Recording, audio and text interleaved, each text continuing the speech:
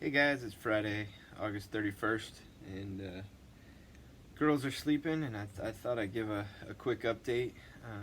Alyssa and Kaden have been here for the week, and it's been really good to be together as a family and um, just kind of sharing this experience. When we left the PICU a week ago, I was with my brother in law, Josh.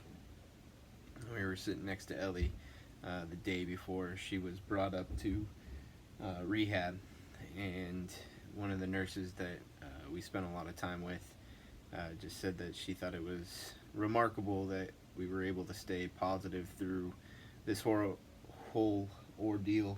And you always hear kind of there's certain things out of your control, and there's your attitude, which is in your control, and that has been kind of one of our main objectives is as a family, as a unit, as just our community, is to stay positive and to stay hopeful through all of these events and experiences. Hasn't always been easy, and it's definitely been a battle on some of the days. But you try to keep your thoughts and your mindset in a positive one to hopefully help the girls heal and get better.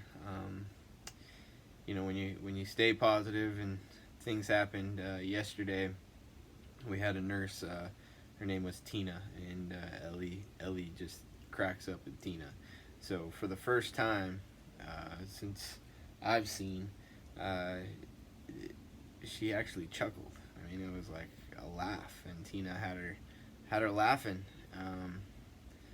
And so, I mean, it's nice to see an expression on Ellie's face. It's nice to see her have some emotion. It makes you feel like she's in there and that she's fighting to come out. And it's our job to stay positive and be here for her.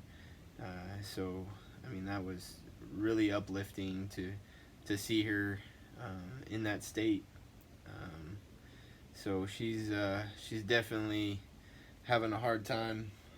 They've been extending her meds and weaning her further and further off of clotidine and the Ativan and the methadone. So now they're stretching her to 12 hours. And yeah, the afternoon seemed to be the toughest for her. Probably around 5 to 7 is the time where she gets sweaty and uncomfortable, and you can see her just kind of fighting, um, being uncomfortable and in pain, and so that's definitely it's a tough thing to watch. Alyssa, as she put it in her update, the doctors did tell us that it's going to get a little worse before it gets better, and this is part of that process. So I did see the orthopedic surgeons yesterday, and they did tell me that they're going to take the pins out of Ellie's arm, her right arm, for the lower break in her elbow. They're going to take those pins out in a week, and then they'll recast her arm for another 2 to 3 weeks. So there's progress there. They say everything's healing really well. One of the things that they did bring up is that the tibia-fibia break in her left leg is healing shorter. So it looks like it's up to 2 centimeters shorter than prior. And so they're going to watch that and see what they need to do once it fully heals. So there might be some surgery in her future.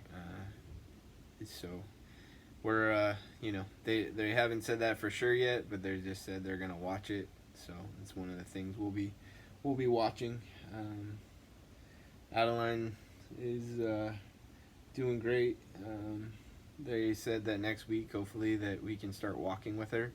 So we're looking forward to that. There's still some instability that they want to work on, maybe in the beginning of the week, but then they said that she should be cleared to walk with us. Of course, that'll be in her AFOs, her braces, but that she'll be able to do that. So that's exciting for us. Um, she's definitely turning back to the Adeline that we knew and loved, and so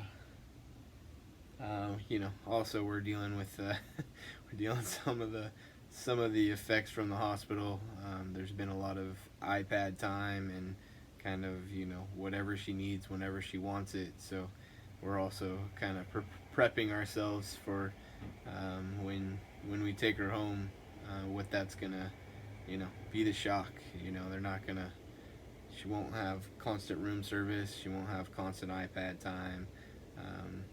And us catering to her every need. So, as she gets better, we're gonna be back to um, teaching her what real life's like.